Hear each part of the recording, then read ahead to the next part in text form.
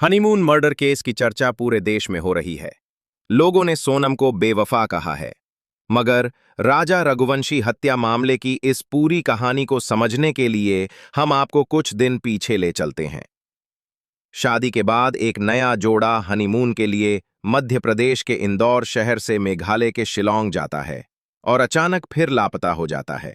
घरवालों को पहले लगता है कि बच्चे घूमने के लिए गए हैं, वहां नेटवर्क नहीं होगा, फोन तो आ ही जाएगा। शादी के बाद घूमने फिरने जाना सामान्य बात है और अधिकतर घरवाले इस बीच ज्यादा फोन करने से भी बचते हैं। उनका मानना होता है कि क्या डिस्टर्ब करना, मगर जब उनका फोन नहीं आता है तो घरवालों को कुछ ठीक नहीं लगता और फिर वे पुलिस से संपर्क करते हैं। इसके बाद पुलिस जोड़े की तलाश में जुट जाती है। पता चलता है कि राजा और सोनम 23 मई को नौंगरियाट गांव के एक होमस्टे से चेकआउट करने के बाद से ही लापता हैं। 24 मई को उनकी स्कूटी सोहारिम में लावारिस हालत में मिलती है।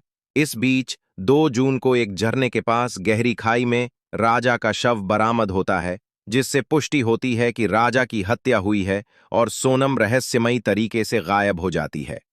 इसके बाद उनके कई सीसीटीवी फुटेज सामने आते हैं, मगर कैसे क्या हुआ कुछ समझ नहीं आता है। इस बीच राजा की मां सामने आती हैं और बताती हैं कि आखिरी बार बहू से फोन पर उनकी क्या बात हुई थी। दरअसल सोनम ने आखिरी बार अपनी सासू मां को फोन पर बताया था कि वे दोनों घने जंगल में हैं, ऊंची चढ़ाई है और उसने व्रत किया हुआ। उसका कहना है कि घूमने के चक्कर में मैं मेरा व्रत थोड़ी छोड़ दूंगी। फोन पर वे अपनी लाडली बहू की तबीयत और खाने पीने की चिंता करती हैं, क्योंकि सोनम का कहना था कि वहां का खाना अच्छा नहीं है, ना ही वहां के लोग हिंदी समझते हैं।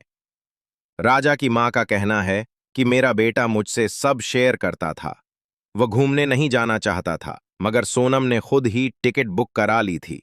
मैंने सोचा मान किया तो बहू का दिल टूट जाएगा।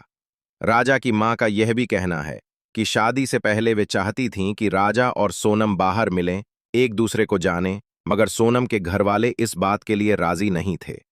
राजा की मां का यह भी कहना है कि वह तो मुझसे मम्मी मम्मी करके गले मिलती थी, अगर वह दोषी है तो उसे सजा मिलनी चाहिए।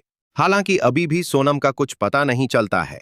पुलिस और जवान उसकी तलाश करते हैं। इस बीच गाजीपुर जिले के अंकुशपुर से सूचना मिलती है कि एक डरी सहमी महिला सड़क किनारे ढाबे पर मिली है। पुलिस के आने पर वो बताती है कि वह सोनम रघुवंशी है। वो दावा करती है कि वह अपने पति के साथ मेघालय घूमने गई थी, जहां कुछ अनजान लोगों ने उसके पति की हत्या कर दी और उसे किडनैप कर लिया। इसके बाद पुलिस ने सोनम को हिरासत में ले लिया। सोनम पर अपने पति की हत्या का आरोप है। कहानी में बड़ा ट्विस्ट तब आता है जब सोनम के कथित प्रेमी की एंट्री होती है। आरोप है कि सोनम ने अपने प्रेमी राज के खातिर अपने पति की हत्या करवा दी। इन सब का मास्टरमाइंड सोनम का कथित प्रेमी राज कुशवाहा है। पुलिस ने इस साजिश में शामिल कथित कॉन्ट्रैक्ट किलर्स को भी गिरफ्तार कर लिया है। आरोपियों ने पुलिस की पूछताछ में कई बड़े खुलासे किए हैं। उनका कहना है कि सोनम और उसके प्रेमी राज कुशवाहा ने मिलकर हत्या की साजिश रची थी। दोनों के बीच पहले से अफेयर था।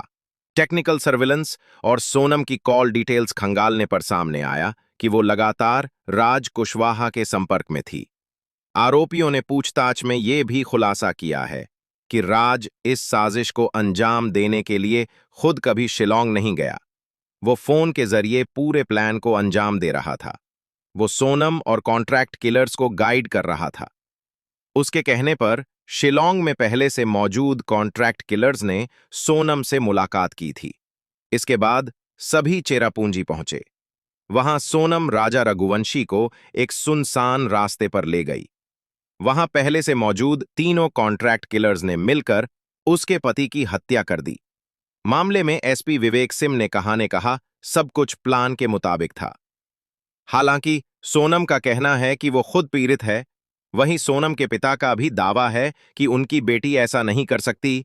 उन्होंने मेघालय पुलिस पर ही आरोप लगाए हैं। लोगों के मन में ऐसे कई सवाल हैं जिनका जवाब मिलना अभी बाकी है। फिलहाल मामले में आगे की जांच की जा रही है। देखना है कि आगे क्या जानकारी सामने आती है।